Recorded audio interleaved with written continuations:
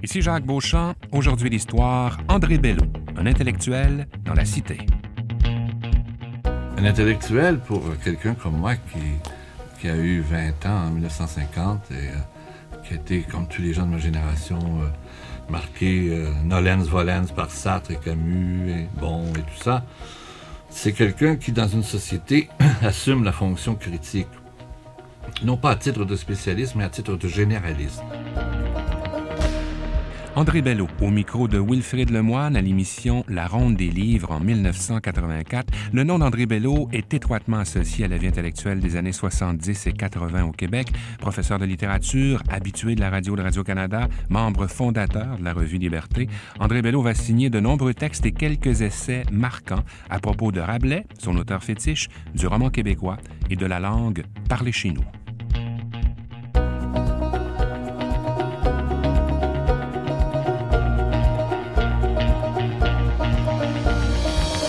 André Bello est devenu très vite, pour moi et je pense pour beaucoup d'autres autour de moi, de mon âge ou même plus jeune, est devenu très vite une sorte de conscience pour nous. Une conscience intellectuelle.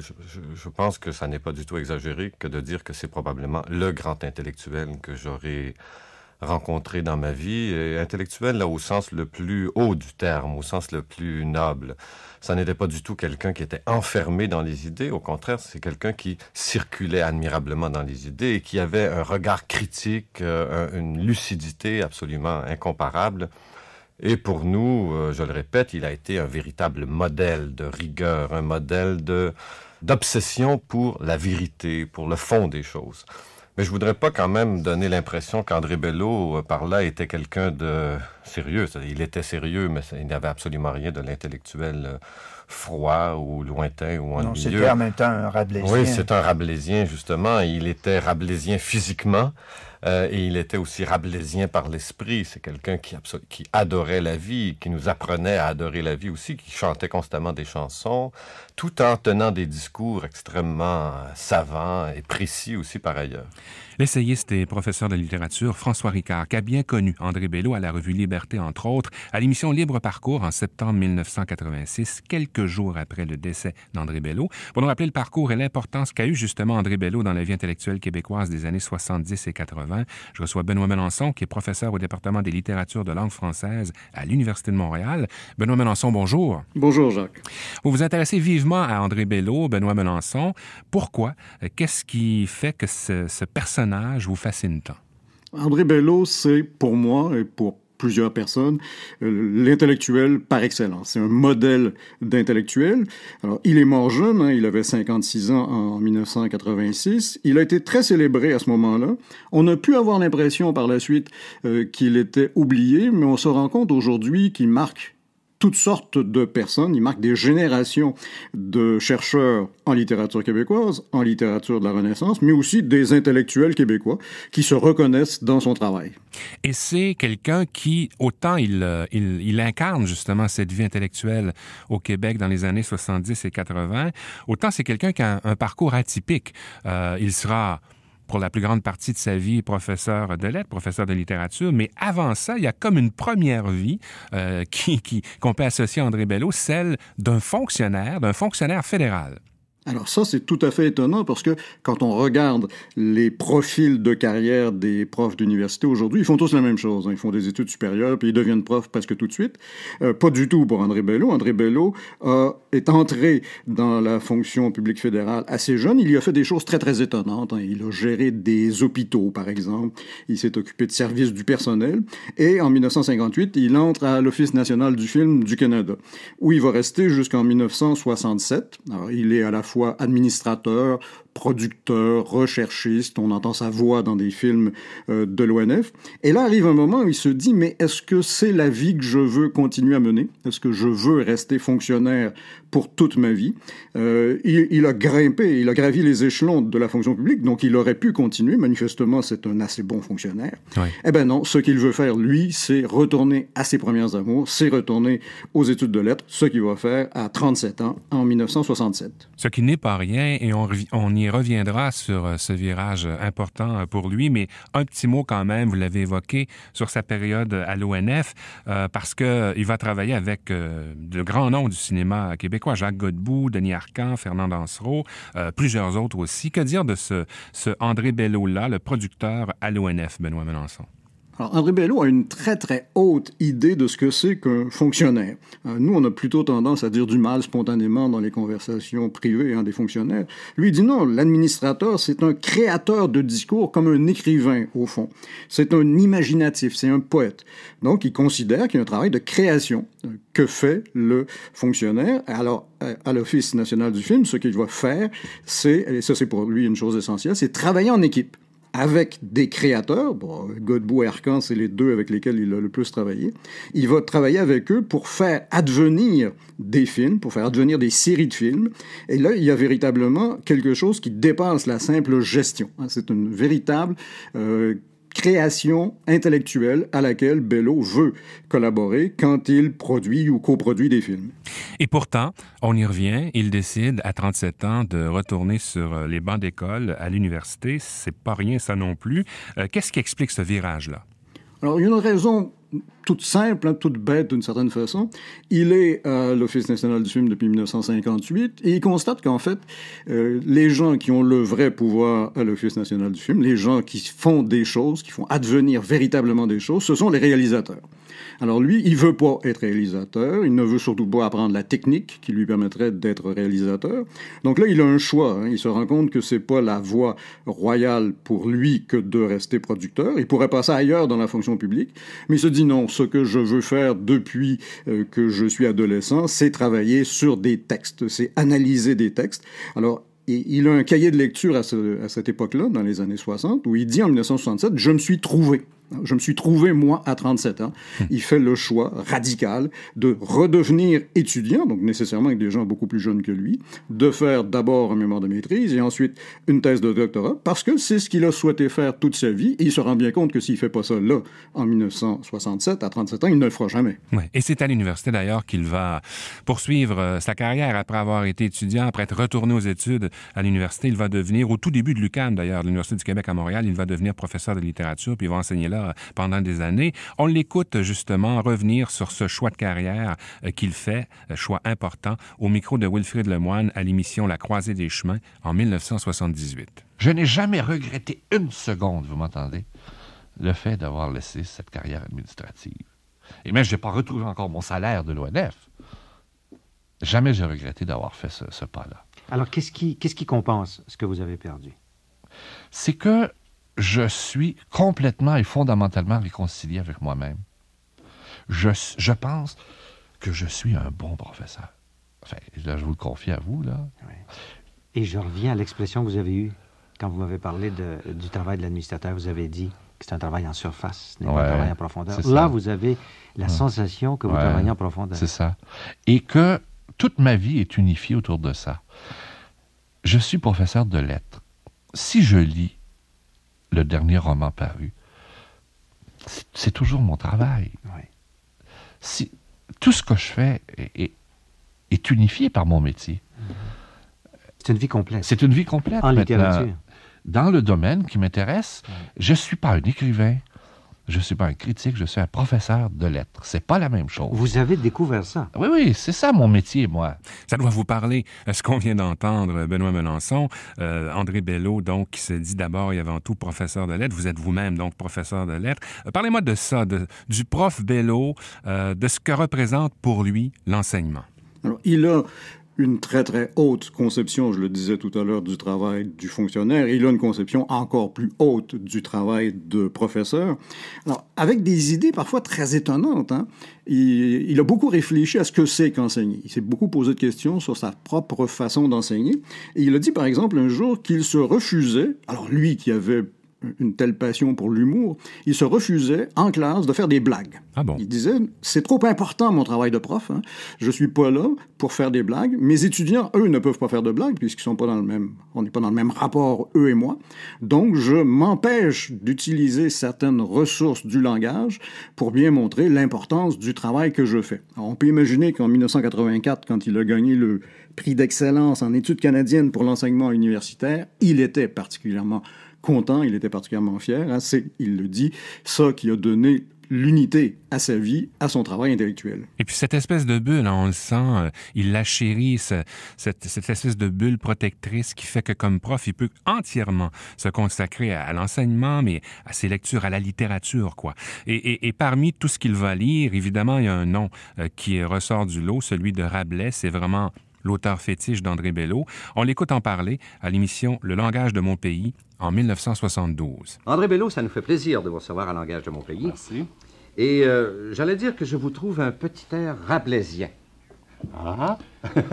Est-ce que ça vous insulte? J'en suis flatté. Bon, tant mieux. Parce que, dites-vous bien qu'il y a présentement un mouvement de retour vers Rabelais. Oui. Non seulement parce qu'il s'agit vraiment d'un des plus grands écrivains de la littérature française, mais aussi parce qu'en plein 20e siècle, on s'aperçoit qu'il est d'une étrange modernité. Pour bien des raisons. Une des raisons, elle est d'ordre linguistique. C'est que Rabelais est un prodigieux créateur de mots. Et évidemment, le jardin si profus de Rabelais a été, comme vous le savez, émondé par Vaugelas et les académiciens au XVIIe siècle. Mais la langue française du Canada conserve, comme vous le savez, plusieurs traits de mots, de syntaxe et de tournure qui sont ailleurs devenus des archaïsmes. Nous le savons tous, nous nous entendons là-dessus, ou qui sont des particularismes. Mais ces traits-là sont précisément ceux que nous trouvons également dans l'œuvre de Rabelais. L'œuvre de Rabelais, disons plutôt, et le franco-canadien puisent largement à une même source, qui est celle du français extrêmement vivant et extrêmement riche de la fin du Moyen Âge et du début de la Renaissance. Alors, au-delà de cette parenté dont André Bello vient de parler entre la langue de Rabelais et la langue parlée chez nous, à quoi tient cet amour qu'il a, André Bello, pour Rabelais? Alors, Bello, quand il rentre à l'université, fait un mémoire de maîtrise sur le thème du voyage chez Rabelais, et il découvre à ce moment-là un critique russe qui s'appelle Mikhaïl Bakhtin. Et ça, c'est déterminant dans la vie intellectuelle de Bello, parce que Bakhtin lui enseigne une chose, c'est qu'il y a des langages en relation dans la société. Il y a des langages valorisés, des langages dévalorisés, il y a des langages dont on se réclame, d'autres dont on se méfie. Il y a une place du marché linguistique. Et c'est par là que Bello va aborder l'œuvre de Rabelais, en disant il y a tout dans Rabelais. Il y a le français le plus relevé et le français le plus populaire. C'est donc pas simplement une question de lexique, c'est vraiment une question d'appropriation personnelle par un écrivain du langage. Bello, au début de sa carrière, quand il écrit ses premiers textes dans Liberté, il est assez volontiers puriste. Il corrige les fautes des autres.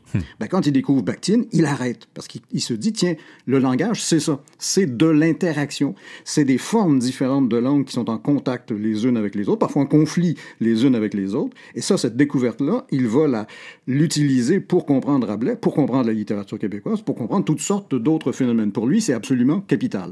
Il se l'approprie. Le livre qu'il va signer sur Rabelais s'intitule « Notre Rabelais ». Alors ça, c'est intéressant parce qu'il ne l'a pas publié de son vivant. Le livre paraît en 90. Bello est mort 4 ans plus tôt. Il avait déjà publié, bien sûr, beaucoup de textes sur Rabelais. Il avait fait plein d'émissions de radio sur Rabelais. Mais moi, ce qui m'intéresse dans le livre, c'est son titre. C'est « Notre Rabelais ». C'est pas Rabelais et les langues, c'est pas Rabelais et la littérature, c'est à nous.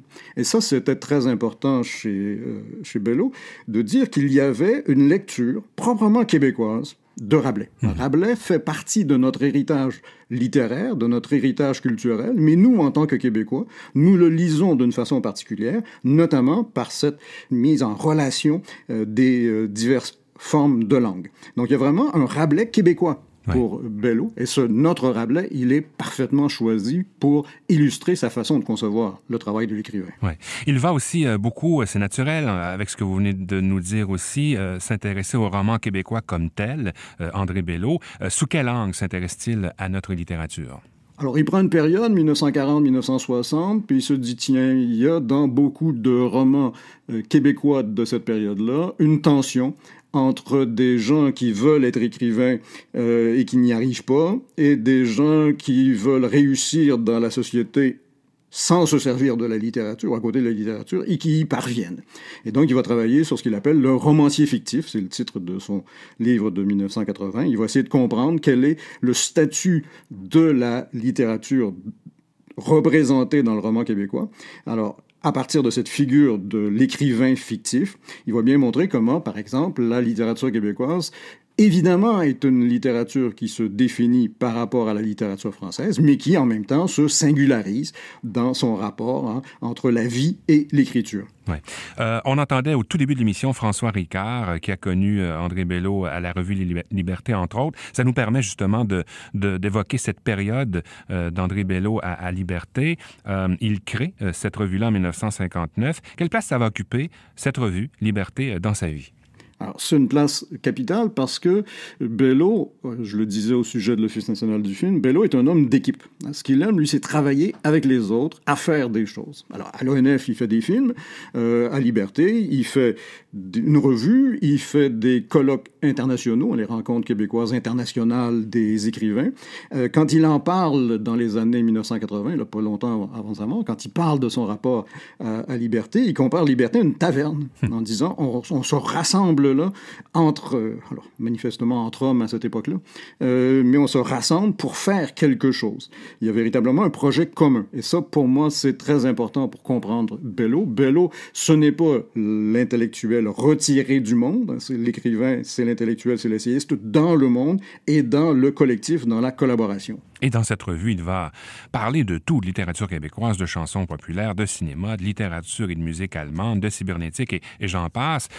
L'une des préoccupations majeures qu'il a, André Bello, c'est la situation du français au Québec. En 1980, il publie un texte qui va avoir un certain impact, L'effet de Rome, ou comment Radio-Canada colonise et aliène son public. Il publie ce texte dans les pages de la revue Liberté, justement. Ce que j'entends par l'effet de Rome, c'est un trait d'élocution, d'énonciation, qui se rapporte aux mots étrangers, et notamment aux mots anglais. Alors que je crois que je dirais, moi, et je ne parle pas de la norme, là, mais spontanément, et que bien des gens que je connais diraient spontanément Robert Andras ou Robert Andrus, l'effet de Rome produit Robert Andrus. Ou quelque chose d'analogue. Si bien que tout ceci fonctionne comme si il y avait un mépris de la phonétique et de la phonologie du français, et que ceci a pour effet de faire croire aux gens que tout ce qui n'est pas français est anglais. Or, comme nous vivons logés contre le cœur de l'Empire, si l'on peut s'exprimer ainsi, et que la culture anglo-saxonne nous entoure et nous presse, si nous, par cette façon de faire, nous inculquons, surtout chez les jeunes, le sentiment qu'il n'y a dans le monde que la culture anglaise et qu'il n'y a pas de savants autres qu'américains, il n'y a pas de pianistes autres qu'américains, et ainsi de suite, ceci a pour effet de ne pas relativiser ce qui nous menace le plus et en ne le relativisant pas, de diminuer, rapetisser, réduire, folkloriser notre propre culture, comme si le français n'était plus qu'une langue propre à dire la cuisine et la chèvre. André Bello, à l'émission Débat, diffusée à la radio de Radio-Canada le 10 septembre 1980. Dans cet extrait, André Bello donne l'exemple de Robert Andras, qui, à l'époque, on l'a oublié depuis, mais est un ministre fédéral. Au-delà de Robert Andras, que nous dit ce texte, l'effet de Rome sur la vision qu'a Bello de la situation du français au Québec, Benoît Melançon? Alors, ce qui est intéressant dans ce texte, c'est le geste intellectuel de Bello. Bello part d'une chose très, très précise, la prononciation des mots qui ne sont pas français par un présentateur à la télévision, Bernard de Rome, et de là, il tire une conclusion. Et c'est une question qui l'a beaucoup intéressé parce qu'il a repris ce texte-là à plusieurs moments, il en a donné diverses versions. Il y avait là vraiment quelque chose pour lui de tout à fait fondateur. Alors, on est encore dans l'effet de Rome. Hein. Si vous écoutez les matchs de hockey à la télévision ou si vous suivez l'actualité sportive, vous allez découvrir qu'un fondeur québécois peut très bien s'appeler Alex Harvey, au lieu de s'appeler Alex Harvey.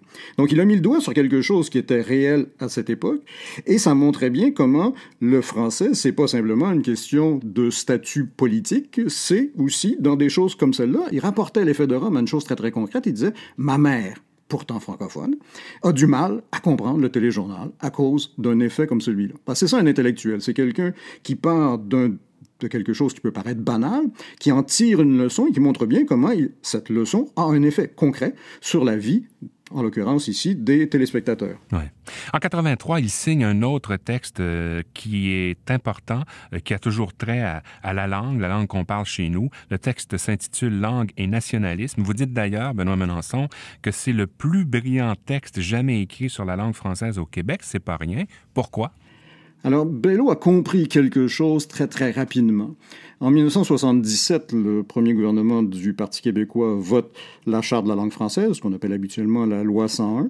Dès le début des années 1980, Bello dit « Il faut, dès aujourd'hui, remotiver nos politiques linguistiques. » Il y a eu des raisons pour expliquer l'adoption de la loi 101 en 1977. On ne peut pas continuer à vivre comme société toute notre existence à partir de ces raisons-là. Il faut réfléchir aux raisons pour lesquelles nous devons parler français. Et il a cette phrase brillantissime, hein, « Nous n'avons pas besoin de parler français, nous avons besoin du français pour parler. » Vous voyez, il s'agit là de dire, c'est par le langage que j'ai accès au monde. C'est par le langage que je peux comprendre le monde qui m'intéresse. Alors, il se trouve que, vivant au Québec, c'est par le français que je fais ça.